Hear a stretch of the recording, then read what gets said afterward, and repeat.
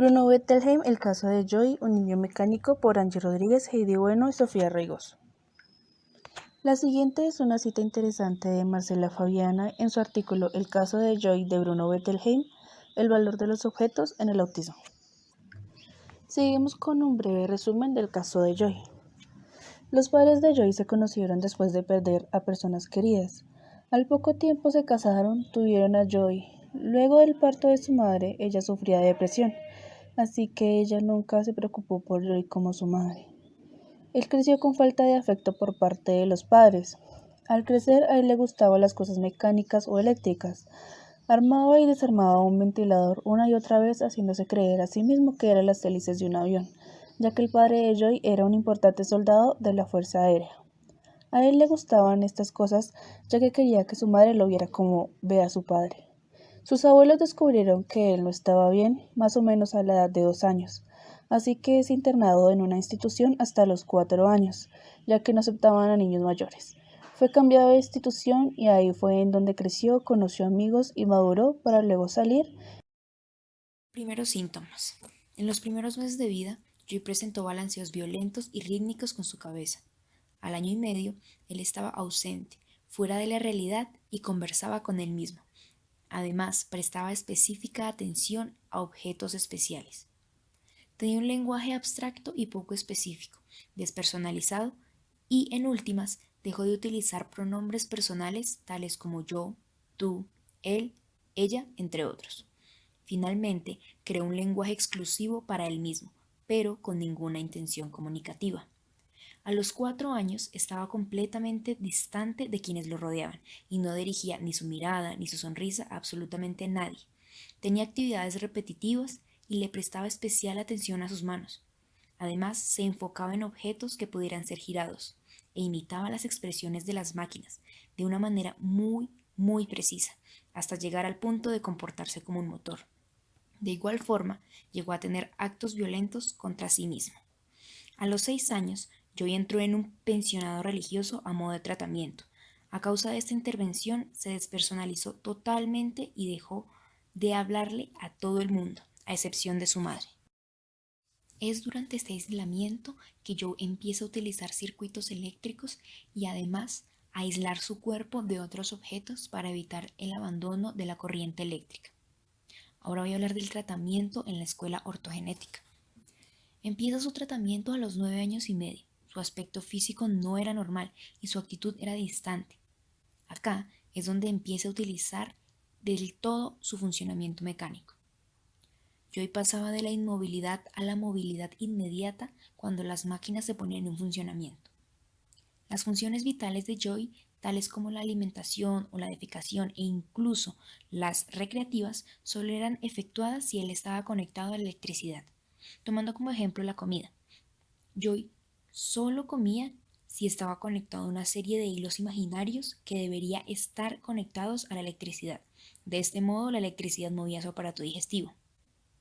Los acercamientos en pro de la socialización por parte de los médicos eran en vano, puesto que Joy interpretaba estos acercamientos como peligrosos y destructivos, e incluso la percepción de los colores para él era difícil, puesto que algunos implicaban peligro o incluso la explosión de sus circuitos. Su modo de hablar cambió. Su lenguaje era mediante alusiones privadas y neologismos. Un neologismo es una palabra o expresión nueva que hace referencia a algo. En el caso de Joe, él hacía referencias exclusivas de determinado objeto para él y para que nadie se diera cuenta. En el caso de que los cuidadores y los doctores se dieran cuenta, o sea, descubrieran a qué hacía alusión esa palabra, él inmediatamente la cambiaba cuantas veces fuera necesario. Después, poco a poco, Joy empezó a ser más humano, haciendo que dejaran de utilizar las maquinarias para algunas funciones básicas. Primero, la primera fue defecar. Él pudo defecar sin tener que hacer alusión a sus mecanismos mecánicos y eléctricos.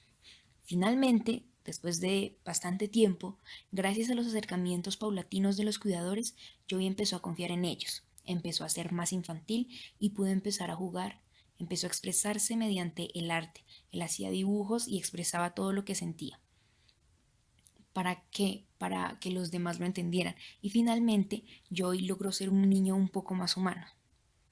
Tras varios años de observación y de investigación del proceso de Joy, los cuidadores llegan a la conclusión de que el comportamiento de Joy proviene de un seno materno artificial, mecánico y distante. El nacimiento psíquico de Joy se da cerca de los 12 años, cuando deja de creerse un niño mecánico y se interesa más por las gallinas. Él tiene un deseo de volver a nacer, así que finge su nacimiento con la maestra, se pone debajo de la falda de ella y finge romper su cascarón. Ahí a ella la ve más como una madre. Ella se vuelve muy importante para él y empieza a llamarla por su nombre. Después de esto se ve una liberación de deseos y liberación de la mente de Joy, así que por eso es llamado otro nacimiento, pero este es nacimiento psíquico. Etapas del desarrollo psicosexual de Freud en Joy. En la fase oral empieza cuando él, al ser amamantado por su mamá, le da placer, o cuando lleva cosas u objetos a su boca para degustarlos. Su fase anal empezó cuando era unos años más grande, cuando él iba al baño a defecar y sostenía su pene por miedo a que se cayera, o en donde una de esas veces conoció a Ken, un niño el cual estaba interesado en la defecación de su cuerpo y el placer de ello. La apoyatura en otros niños. Valor de los alter ego. Joy comienza a interesarse por primera vez en otros niños. El primero, Kenrad el terrible, Ken, Michael el bueno, Michael, y su amigo imaginario, Balbus. El primer niño en el que Joy fija su atención es en Ken, quien es unos años mayor que él. Joy, interesado en la defecación, manifiesta lo siguiente: ha pasado una cosa hoy. He visto a una de las personas pequeñas en el retrete. Yo sabía el nombre de esta pequeña persona. He echado una ojeada en la puerta, mientras ponía una S, o un gran resplandor y una explosión. Esta era la primera vez que llamaba a alguien por fuera de sus cuidadores. Sin embargo, el nombre con el que Joy lo designaba era el mismo que su lámpara más poderosa, Kenrad. Joy dejó de cometer actos de violencia, ya que todos sus poderes de destrucción, incluida la temática alrededor de la analidad, habían sido transferidos al alter ego. Conviene subrayar que Joy distinguió a Ken de Kenrad, y realmente eso no le interesaba en la vida cotidiana. El siguiente fue Michael, el bueno. Poco a poco, Kenrad fue perdiendo importancia en la vida de Joy. Al parecer, le interesaban los niños unos años mayor que él. Michael no estaba relacionado con las lámparas y era el único al que llamaba por su nombre.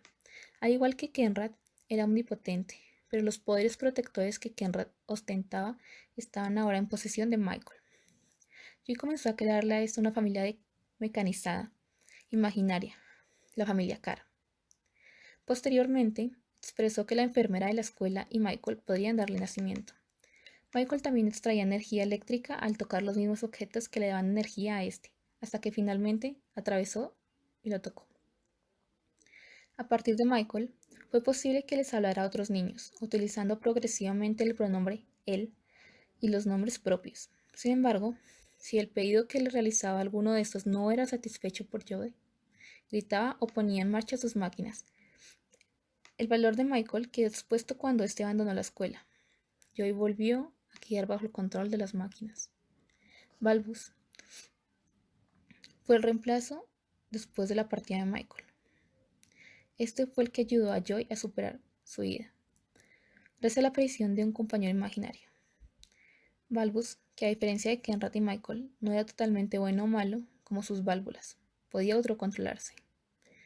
Gracias a Balbus, Joy adquirió autonomía respecto a la eliminación.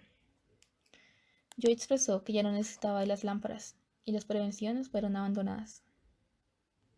La restricción sobre las lámparas. Cada actividad que Joy realizaba estaba dirigida por una máquina. Sin embargo, cada vez que trasladaba su gran máquina al comedor y se disponía a comer, descubría que alguna pieza o aislante estaba fuera del lugar, por lo que tenía que repetir la operación sin que pudiese probar bocado. Debido a esto, sus padres solo le permitían llevar una lámpara, como simple recordatorio de todos sus aparatos. A pesar de dicha intervención, hubo dos prevenciones que no desaparecieron: beber únicamente a través de un objeto en forma de tubo y comer dentro de un objeto móvil.